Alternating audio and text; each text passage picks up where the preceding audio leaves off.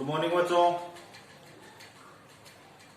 हम कल की क्लास में अध्ययन कर रहे थे विद्युत द्विध्रुव के कारण अक्षीय स्थिति या अनुदैर्ध्य स्थिति पर विद्युत क्षेत्र की तीव्रता। तो मैंने आपको कल हेडिंग डलवा दी थी कि निरक्षीय स्थिति या अनुप्रस्थ स्थिति पर विद्युत क्षेत्र की तीव्रता याद करना। तो आप हेडिंग डालो, 2 नंबर लगाइए। 1 नंबर तो क्या था, अक्षीय स्थिति पर विद्युत क्षेत्र की तीव्रता, और 2 नंबर क्या है, निरक्षीय स्थिति पर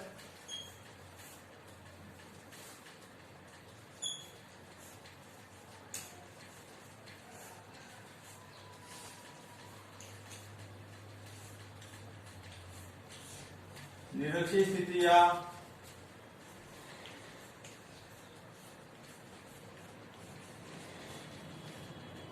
अनुप्रस्थ स्थिति।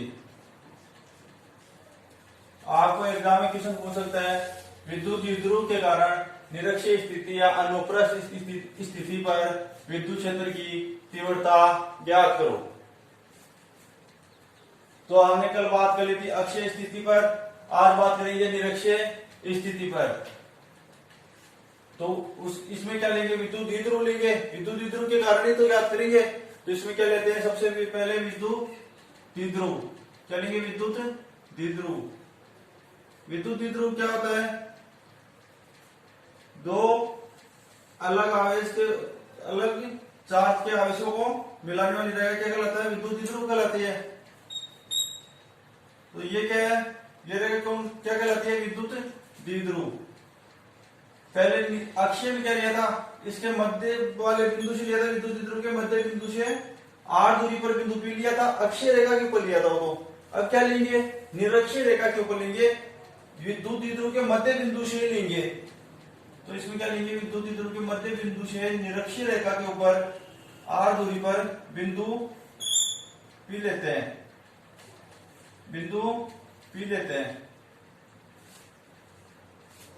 विद्युत द्विध्रुव की लंबाई कितनी होती है, 12, और इसकी लंबाई कितनी हो गई, r दूरी पर ले रहे हैं इसके मध्य बिंदु से।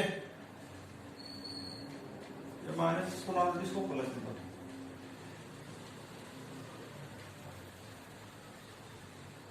अब प्लस क्यों आवेश के कारण बिंदु P पर विद्युत क्षेत्र की तीव्रता याद करेंगे पहले तो, फिर माइनस क्यों आवेश के कारण बिंदु P पर विद्युत क्षेत्र की तीव्रता याद करेंगे।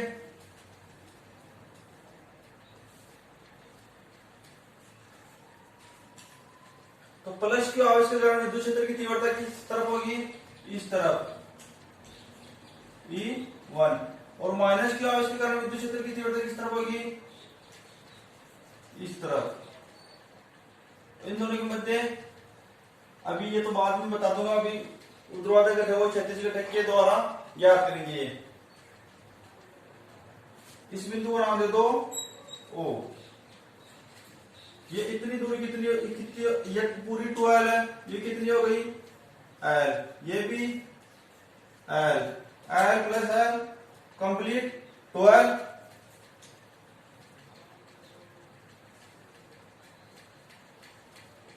इसमें आप डायग्राम बनाओ पहले, निरक्षीय स्थिति या अनुप्रस्थ स्थिति हेडिंग डालो, नीचे डायग्राम बनाओ।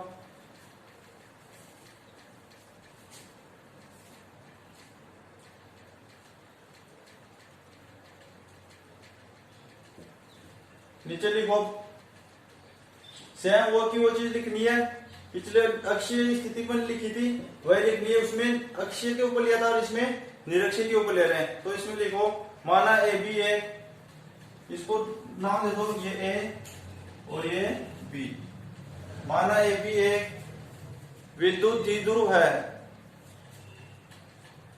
जिसके मध्य बिंदु O से, जिसके मध्य बिंदु O से निरक्षीय रेखा पर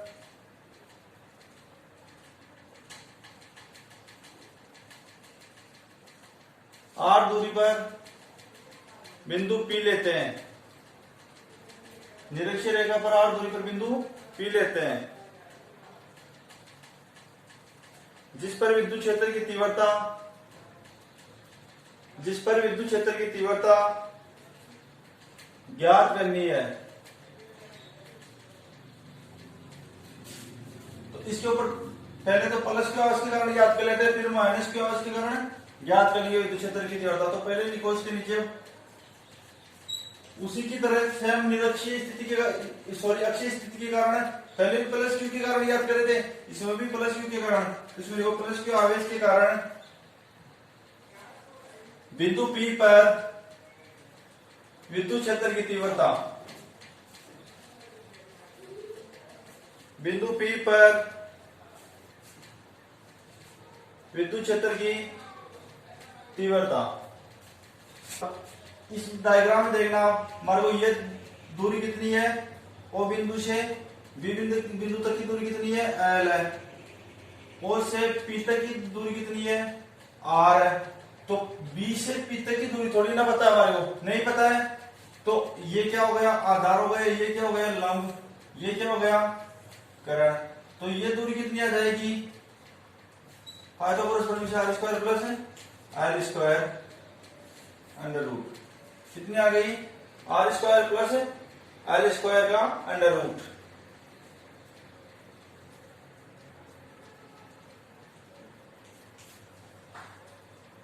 तो प्लस क्या हो जाएगा, बिंदु P पर विद्युत क्षेत्र की तीव्रता लिख लिया आपने। अब उसके नीचे लिखो E1 equal to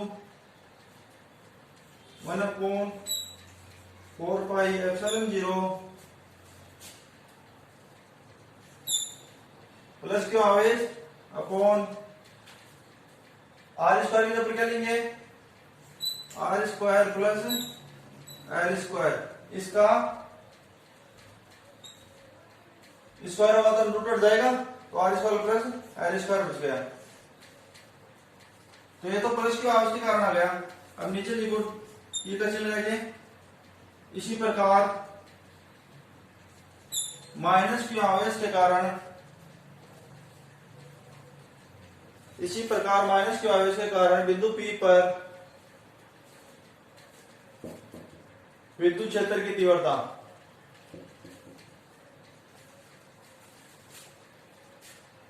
minus Q आवेश के कारण बिंदु P पर विद्युत क्षेत्र की तीव्रता E2।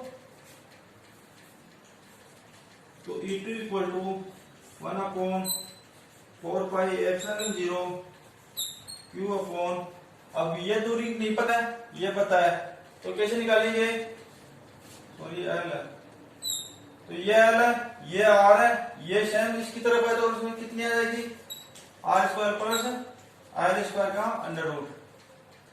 तो यहाँ पर आर स्क्वायर अंडर रूट हट जाएगा, स्क्वायर लगेगा, तो R square plus L square. ये माइनस के आवेश के कारण बिंदु P पर विद्युत क्षेत्र की तीव्रता आ गई। उतारो। अब देखो E1 और E2 दोनों के मान सेम है क्या, E1 का मान भी यही है और E2 का मान भी यही है, दोनों के मान सेम है। तो अब नीचे लिखो, तीसरा चिन्ह लगा क्या, E1 व E2 के मान, E1 व E2 के मान बराबर है, परंतु इनकी दिशा, E1 की दिशा इस तरफ, E2 की दिशा इस तरफ, परंतु इनकी दिशा विपरीत है। अतः E1 व E2 को, अतः E1 व E2 को ऊर्ध्वाधर व क्षैतिज घटकों में, ऊर्ध्वाधर व क्षैतिज घटकों में विभाजित करने पर, ऊर्ध्वाधर व क्षैतिज घटकों में वियोजित करने पर E1 व E2 के,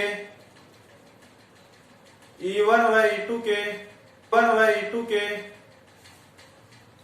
ऊर्ध्वाधर घटक, E1 व E2 के ऊर्ध्वाधर घटक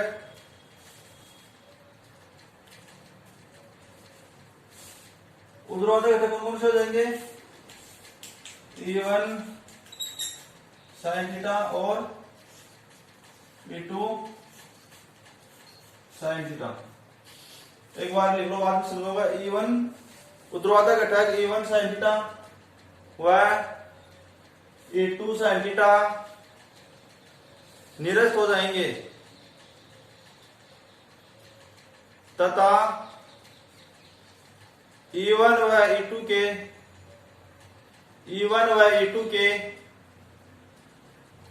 क्षैतिज घटक E1 व E2 के क्षैतिज घटक E1 cos theta E2 cos theta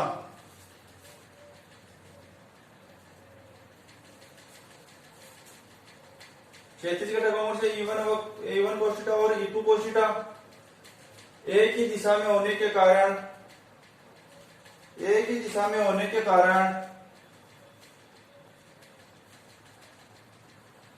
दोनों एक ही दिशा में, तो क्या हो जाएंगे? जुड़ जाएंगे। एक ही दिशा में होने के कारण जुड़ जाएंगे।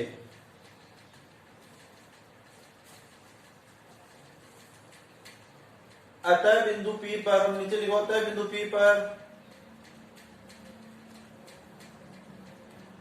परिणामी विद्युत क्षेत्र की तीव्रता, अब इसके ऊर्ध्वाधर क्षैतिज घटकों में करेंगे। ये कौन? थीटा हो जाएगा, ये भी थीटा। तो ऊर्ध्वाधर घटक, इस तरफ डायग्राम बना ले ऊर्ध्वाधर घटक का।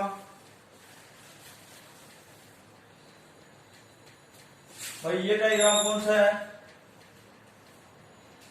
ये निरक्षीय है, ये इस तरफ जा रही है, ये E1 है और ये E2 इस तरफ आ रहा है और इस पर ऊर्ध्वाधर क्षैतिज घटक ज्ञात करेंगे। तो ये थीटा है, ये थीटा। ऊर्ध्वाधर घटक तो इस पर होंगे E1 sin theta, E2 sin theta. ये तो क्या हो जाएंगे? निरस्त। और क्षैतिज घटक E1 cos theta, E2 cos theta, ये दोनों क्या हो जाएंगे? जुड़ जाएंगे। तो ये इस डायग्राम के बराबर में मिला लेना, और यहीं पर इस डायग्राम के पास में ही ये डायग्राम भी।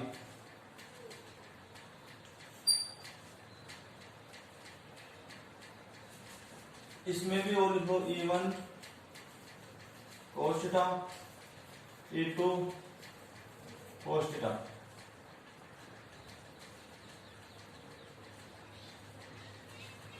चलिए अब इसके नीचे लिखो, जहां आपने पहले छोड़ा था उसके नीचे लिखना। ये डायग्राम तो इस डायग्राम के पास में बना लेना, और जहां पहले छोड़ा था उसके नीचे लिखो।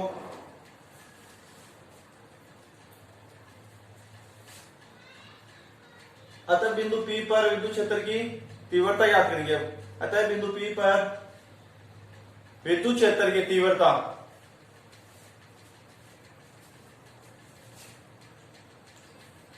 E बराबर E1 प्लस E2।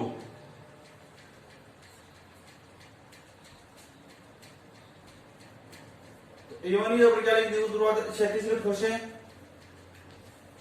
E बराबर E1 cos theta plus E2 cos theta. तो E1 बराबर E2 होता है, E1 बराबर E2, यानी E1 और E2 दोनों बराबर हैं। तो E बराबर E1 cos theta plus E1 cos theta. यहां पर E1 की क्यों लिया? E1 E2 के बराबर है, तो E1 को E2 लिख दो या E2 को E1 लिख दो। तो यहाँ पर E2 की जगह पर क्या लिख दिया? E1 को E1 लिख दिया, तो E1 cos थीटा। ये कितना होगा? E1 cos थीटा, एक E1 cos theta, 2 E1 cos theta. E बराबर 2E1 cos थीटा।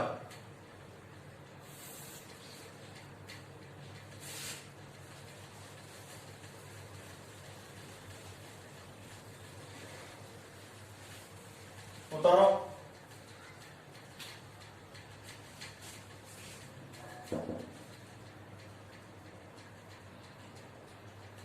तो लिया क्या गया equal to 2E1 cos theta, तो E इक्वल टू E1 बाहर ले लेते हैं, यहां पर क्या बच गया 2 cos थीटा। E1 को बाहर ले लो और अंदर क्या बच गया 2 cos थीटा बच गया।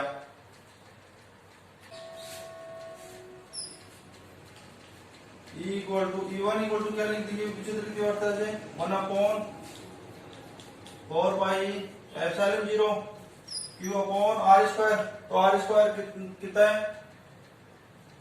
R square plus L square, तो R square plus L square. अब आगे क्या है 2 cos थीटा, तो 2 cos थीटा इक्वल टू में निकला बटे कस क्या होता है आधार हटाओ करण, cos थीटा इक्वल टू का आधार हटाओ करण, आधार कितना है L और करण कितना है R square plus L square. तो L upon R square plus L square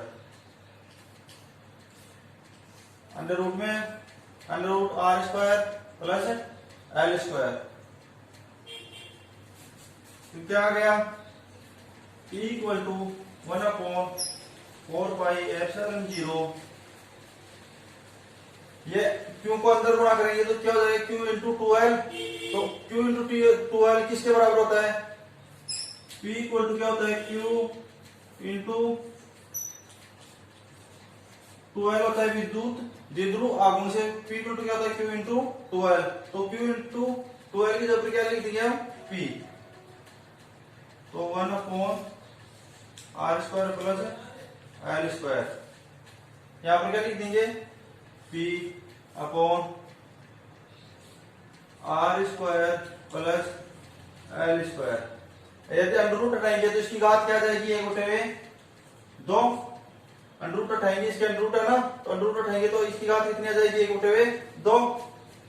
तो E इक्वल टू क्या आ जाएगा 1/4 पाई एप्सिलॉन 0। आधार क्या है समान, दोनों के आधार क्या है समान, तो घातें क्या हो जाएंगी जुड़ जाएंगी। इसकी घात कितनी है एक है, इसकी घात एक बटे में 2, आधार समान है तो घातें जुड़ जाती हैं। तो ऊपर तो क्या है P और नीचे क्या हो गया R square plus L square 1 plus 1/2।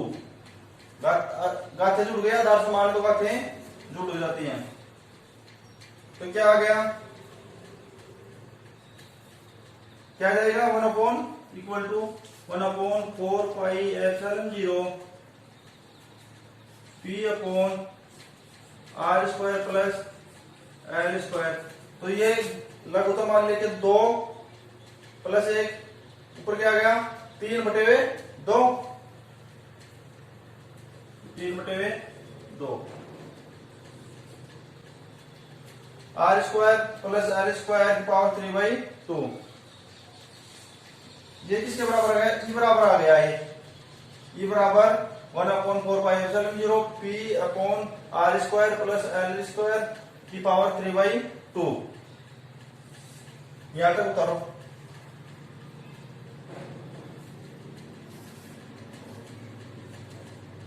ये यहां पर E लिख लेना, E equal to 1/4 pi epsilon 0 P upon R square plus L square की पावर 3/2। अब आगे क्या करेंगे इसमें, या तो उतारो फिर आगे करते हैं उधर से।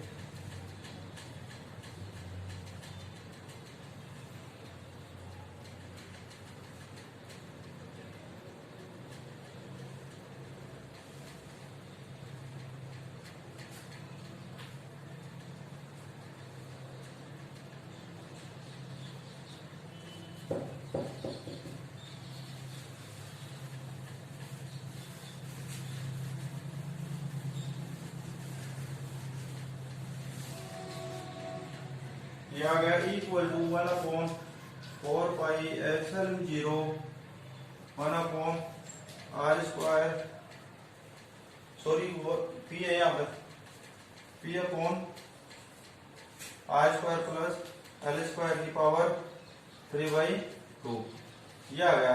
तो आर स्क्वायर का मान क्या था? आर स्क्वायर, तो आर स्क्वायर क्या हो जाएगा?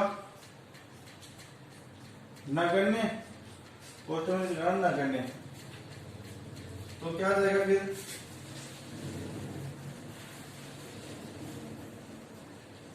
इक्वल टू 1/4πε0 पी अपॉन, ये तो नगण्य हो गया। क्या बच गया? आर स्क्वायर, आर स्क्वायर की पावर 3/2, 2 से 2 कैंसिल हो गया, क्या बच गया? 3, तो आ जाएगा equal to 1/4πε0 p upon r cube. R cube बच गया ना यहाँ पर, और 2 से 2 कैंसिल हो गया था, आर 3। तो ये क्या आ गया? इस equal to 1/4πε0 p upon r cube. इसका मात्रा क्या होता है? न्यूटन पर कूलम। तो यहां तक। अब इसको सदिश रूप में लिखेंगे तो क्या कर देंगे? इनके ऊपर सदिश लगा देंगे।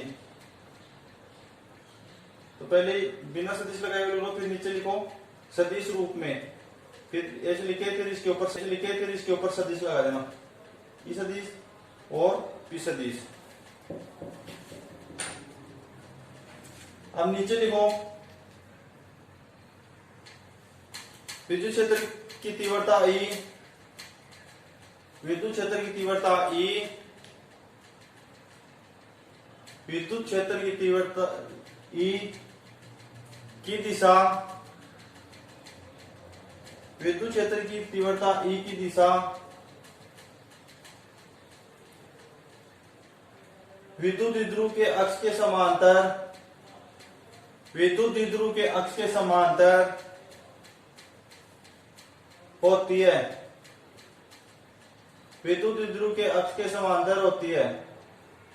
विद्युत द्विध्रुव ये है तो इसके अक्ष के समांतर होती है, परंतु प्लस क्यू आवेश से माइनस क्यू आवेश,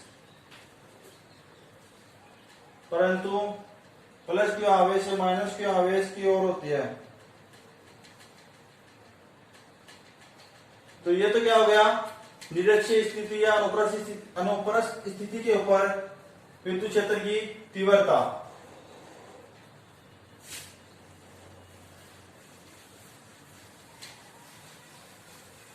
आपने एग्जाम में पूछ सकता है विद्युत द्विध्रुव के कारण निरक्षीय स्थिति या अनुप्रस्थ स्थिति पर विद्युत क्षेत्र की तीव्रता ज्ञात करो।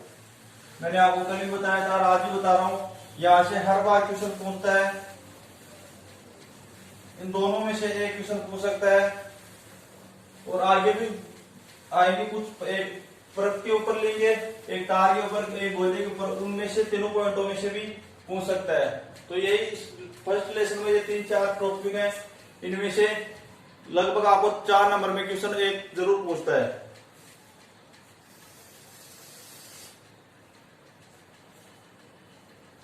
तो अगले रीडिंग डालो आप गाउस प्रमेय, गाउस थ्योरम या गाउस का नियम। गाउस थ्योरम या गाउस प्रमेय या गाउस का नियम।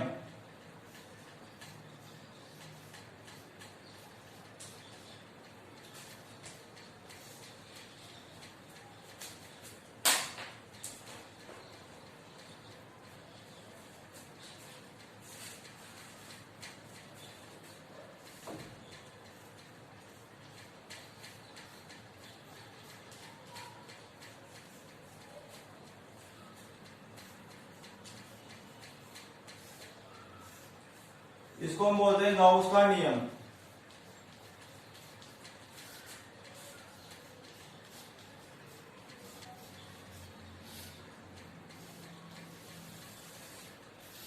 आपको एग्जाम में पूछ सकता है गाउस का नियम लिखो, तथा गाउस के नियम की उत्पत्ति आगे कराऊंगा अभी। तो पहले तो गाउस का नियम लिखो, 1 नंबर में पूछ सकता है सीधा आप गाउस का नियम लिखो।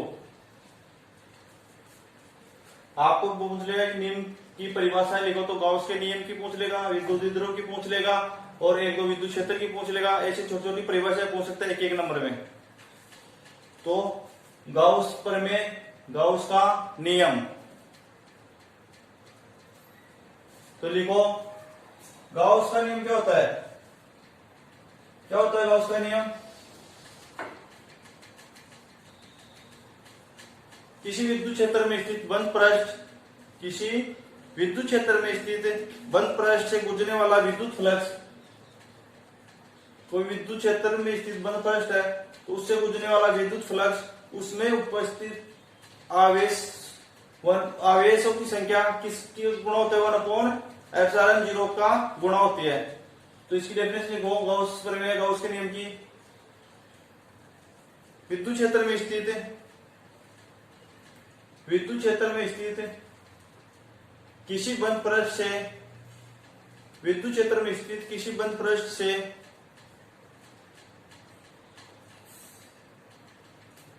गुजरने वाला विद्युत फ्लक्स,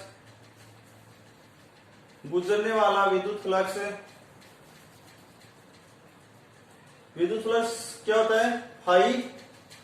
तो विद्युत फ्लक्स फाई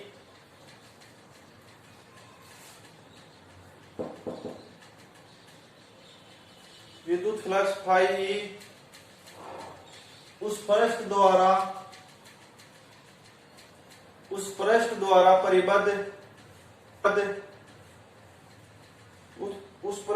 परिबद्ध कुल आवेश Q का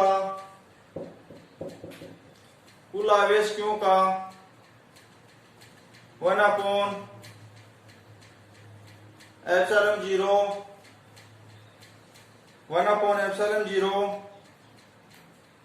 गुणा होता है। कितना होता है? कुल आवेश Q का 1/ε0 गुणा होता है। तो क्या आ जाएगा? Phi equal to Q upon ε0, पहले गुणा होता है। इसे गाउस प्रमेय या गाउस का नियम कहते हैं। लिख लो नीचे, phi equal to Q upon ε0।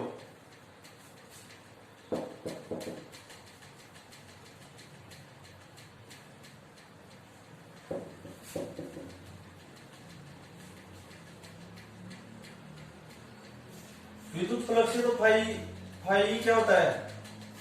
बंद पृष्ठ ई सदिश डॉट ds सदिश होता है, यही होता है ना, फाई इक्वल टू ई सदिश डॉट ds सदिश। तो ये फाई विद्युत फ्लक्स किसके इस पृष्ठ में उपस्थित है? इस बंद पृष्ठ में आवेश का 1/ε0 गुणा होता है। तो phi equal to Q upon ε0। ये क्या होगा? गाउस का नियम। आपको एक नंबर पर तो इतनी लिखना है, गाउस के नियम की डेफिनेशन, और नीचे ये लिख देना है। अब क्या करेंगे? गाउस के नियम की उत्पत्ति।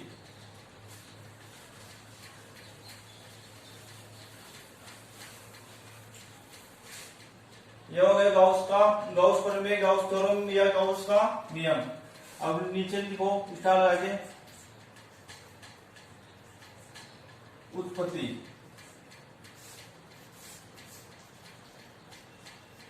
गाउस के नियम की उत्पत्ति क्या करते हैं? इसमें हम एक बंद पृष्ठ लेते हैं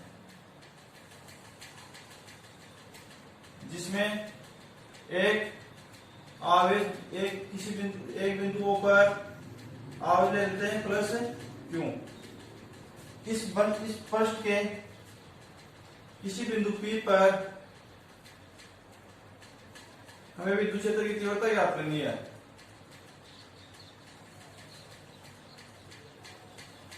तो ये क्या होगा? इसका पृष्ठीय अल्पांश dA,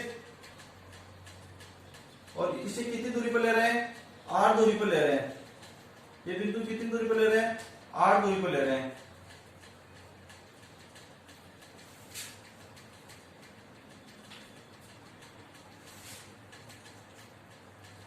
इस बिंदु P पर विद्युत क्षेत्र की तीव्रता इस तरफ हो जाएगी। ये डायग्राम बनाओ आप, इनमें सबसे पहले डायग्राम बनाओ।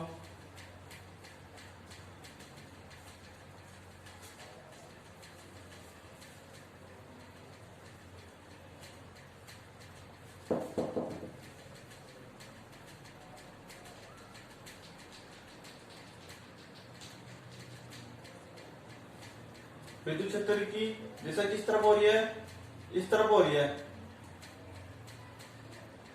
ये बिंदु P है, इसके मध्य कोण कितना हो गया थीटा। ये इस सदिश डायग्राम के नीचे लिखो, बस जो डायग्राम जैसे आपने डायग्राम बनाया उसी के बारे में लिख दो नीचे। मैंने बताया आपको ये बंद पृष्ठ लेंगे, उसमें एक बिंदु ऊपर एक आवेश लेते हैं, उससे r दूरी पर बिंदु इस पृष्ठ पर क्या लेते हैं, बिंदु P लेते हैं जिस पर विद्युत क्षेत्र की तीव्रता ज्ञात है। तो लिखो इसके नीचे, माना एक बिंदु आवेश प्लस क्यों,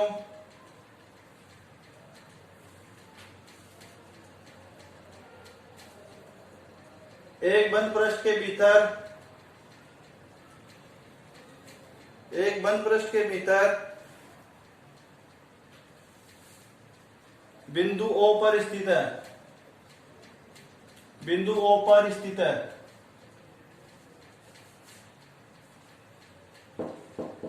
पृष्ठ पर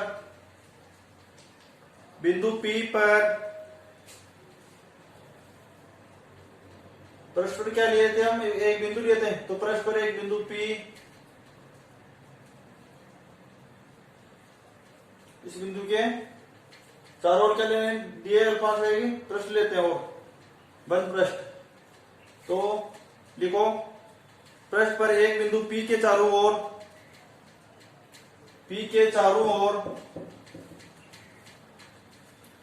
एक क्षेत्रफल अवयव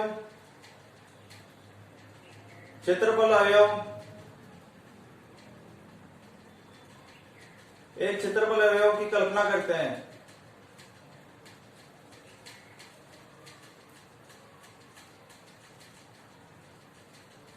क्षेत्रफल अवयव कितना है, dA, जिसका क्षेत्रफल अवयव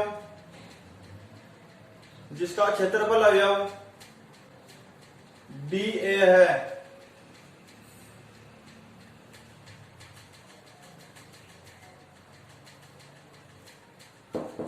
इसे क्षेत्रफल वेक्टर dA सदिश से व्यक्त करते हैं,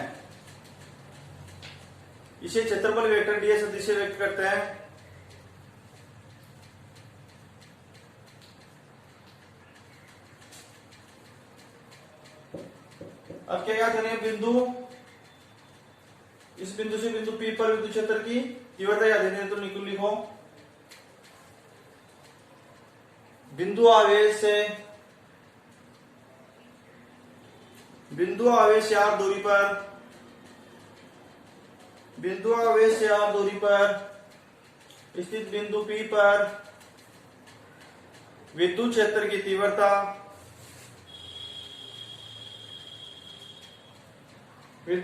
तीव्रता OP के अनुदिश होगी। OP के अनुदिश है, विद्युत क्षेत्र की तीव्रता OP के अनुदिश है।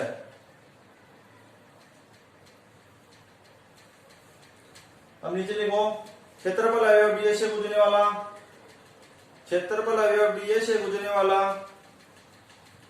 विद्युत फ्लक्स, क्षेत्रफल अवयव dA से गुजरने वाला विद्युत फ्लक्स क्या हो जाएगा, d phi equal to E सदिश डॉट dA सदिश, तो d phi equal to E dA cos theta, सदिश हटा देता हूं, cos थीटा लग जाता है। E सदिश डॉट dA और डॉट हटाएंगे तो इनका सदिश हट जाएगा, तो सदिश हटाएंगे E dA cos theta, dot हटाने पर cos थीटा लग जाएगा और ऊपर से सदिश हट जाएगा, तो d phi E equal to E dA cos theta लिखो। अब नीचे लिखना आप, इतना लिखने के बाद नीचे से लिखो आप बिंदु आवेश से r दूरी पर स्थित बिंदु P पर विद्युत क्षेत्र की तीव्रता, बिंदु P पर विद्युत क्षेत्र की तीव्रता।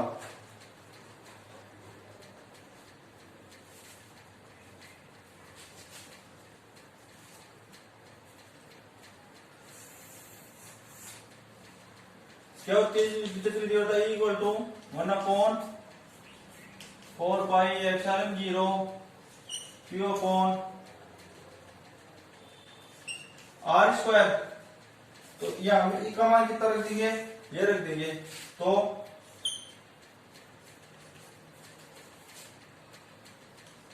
इसमें ई का मान रख दो 1/4πε0 Q upon R square dA cos theta. क्या रख दिया? dA cos theta. यहां पर क्या रख दिया हमने? इसमें ई का मान रख दिया कितना है? 1/4πε0 Q अपॉन R स्क्वायर है, तो ये मान रख दिया इसमें।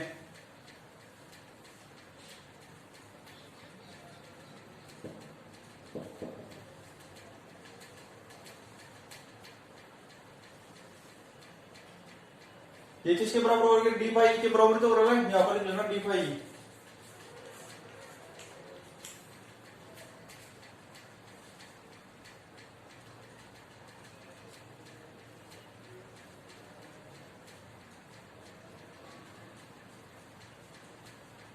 अब डी फाई इक्वल टू लिखो Q upon 4πε0 dA cos theta upon R square. इसमें क्या करेंगे हम? dA cos थीटा क्या लिख सकते हैं हम? dA cos थीटा क्या लिख सकते हैं हम? dA cos theta equal to क्या लिख देंगे? dW। क्यों? अवयव द्वारा बिंदु O पर आंतरिक गण कोण है dW। अवयव द्वारा बिंदु O पर आंतरिक गण कोण कितना है? dW होता है इसके बराबर। तो इसके बराबर लिख देना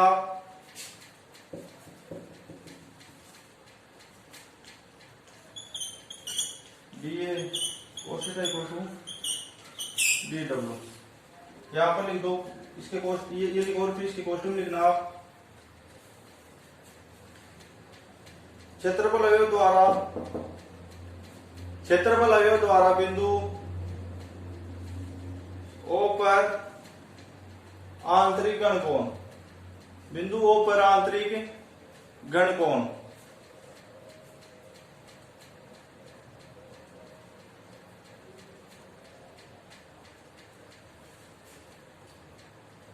सॉरी, इस दोनों की इस कंप्लीट के बराबर होगा। आंतरिक गण कोण किसके बराबर होगा? dA cos theta upon R square के बराबर होगा। अब नीचे लिखो d phi E equal to Q upon 4πε0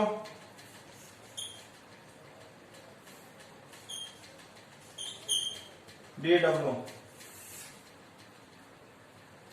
कितना होता रहो। अब आगे क्या करेंगे हम? संपूर्ण बंद पृष्ठ के कारण याद करेंगे हम। क्या करेंगे? संपूर्ण बंद पृष्ठ के कारण याद करेंगे।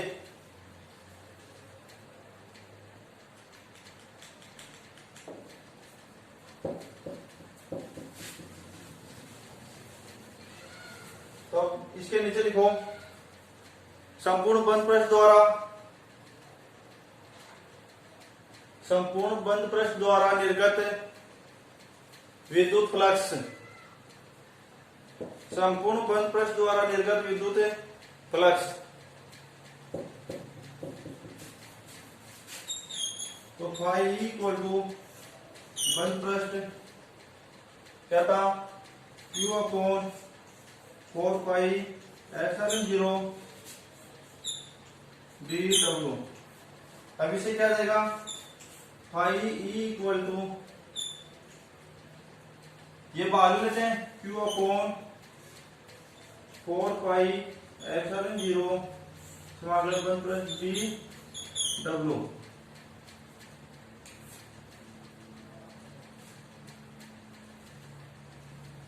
फाई इक्वल टू क्या क्या गया? Q अपॉन 4 पाई एप्सिलॉन 0 समाकलन 1 प्लस डी डब्ल्यू।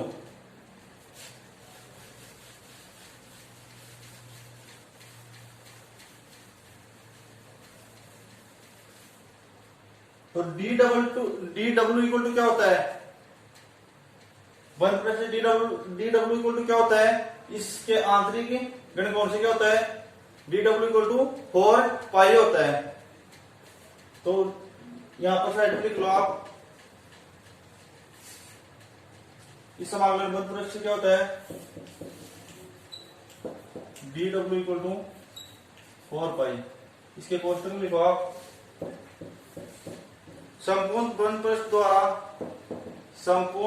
पृष्ठ द्वारा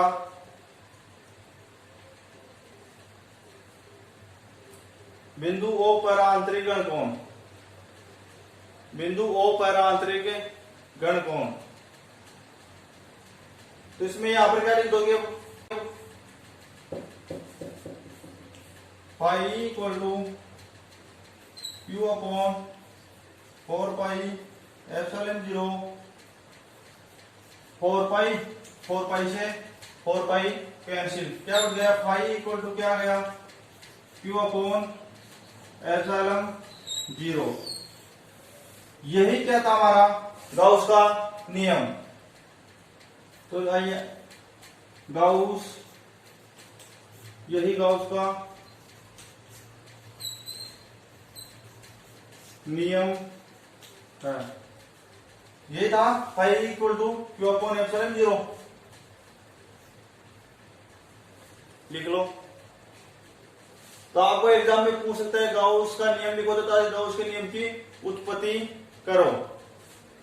तो गाउस के नियम में अगर अकेला गाउस का नियम पूछे तो डेफिनेशन लिख देनी है, ये नीचे लिख देना डायरेक्ट। और यदि इसकी उत्पत्ति पूछे तो आपको पूरी ये इसके द्वारा निकाल के और ये बताना है गाउस का नियम।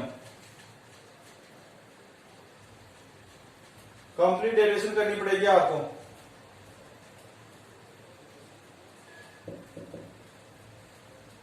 अब इतना बता लिया था आपने को नोट लगा के।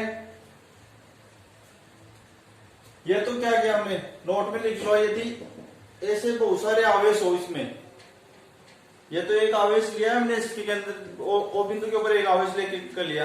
यदि इसी बंद पृष्ठ में बहुत सारे आवेश हो, Q1 Q2 Q3 Q4 ऐसे बहुत सारे आवेश हो, तो क्या होता है?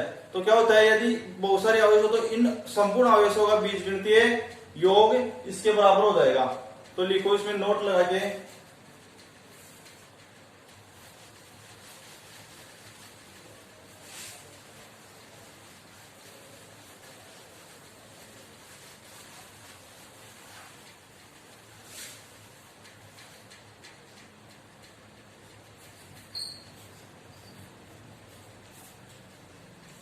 नोट लगा करके लिखो, यदि बंद पृष्ठ के भीतर अनेक बिंदु आवेश, पहले क्या लिया था एक, अब क्या लिखिए, यदि बंद पृष्ठ के अंदर अनेक बिंदु आवेश plus Q1 plus Q2 plus Q3 plus Q1 plus Q2 plus Q3 minus Q4 minus Q5 ऐसे हो सकते हैं, स्थित होते हैं। यदि ये स्थित होते हैं कंप्लीट, यदि स्थित होते हैं तो बंद पृष्ठ से गुजरने वाला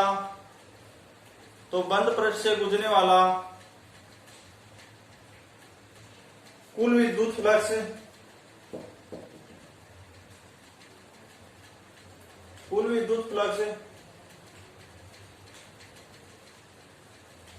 आवेशों के बीजगणितीय योग का 1/ε गुणा 1/ε गुणा होता है, वो तो अकेला एक आवेश है तो 1/ε गुणा हुआ था, इन सभी का बीजगणितीय योग क्या हो जाएगा 1/ε गुणा हो जाएगा। तो नीचे लिख दो आप phi equal to 1/ε Q1 plus Q2 plus Q3 minus Q4 minus Q5।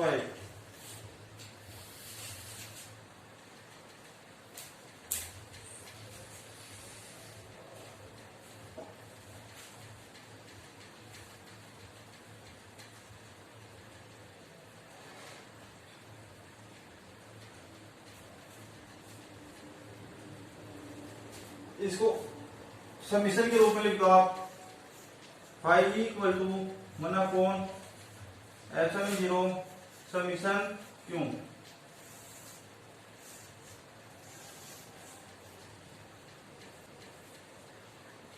Summation Q क्या है, आवेशों का सदिश बीजगणितीय योग। तो फाइव इक्वल टू 1/4 समीशन क्यों।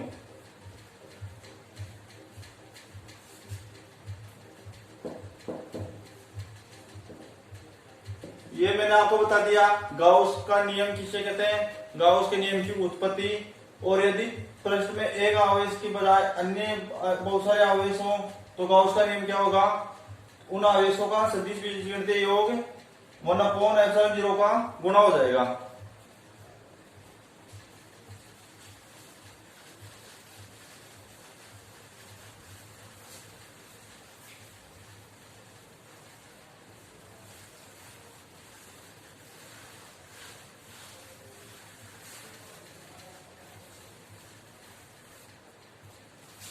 अब आज क्लास में हम इतना ही पढ़ेंगे। अब कल की क्लास में हम अध्ययन करेंगे गाउस प्रमेय के अनुप्रयोग के कारण विद्युत क्षेत्र की तीव्रता। तो गाउस प्रमेय के अनुप्रयोग हैं हमारे 3, तो ये तो तार के कारण, फिर परत के कारण और एक गोले के कारण। तो इन तीनों को अध्ययन करने के बाद में आपका लगभग फर्स्ट चैप्टर कंप्लीट हो जाएगा। तो इसके बारे में अध्ययन करेंगे कल की क्लास में।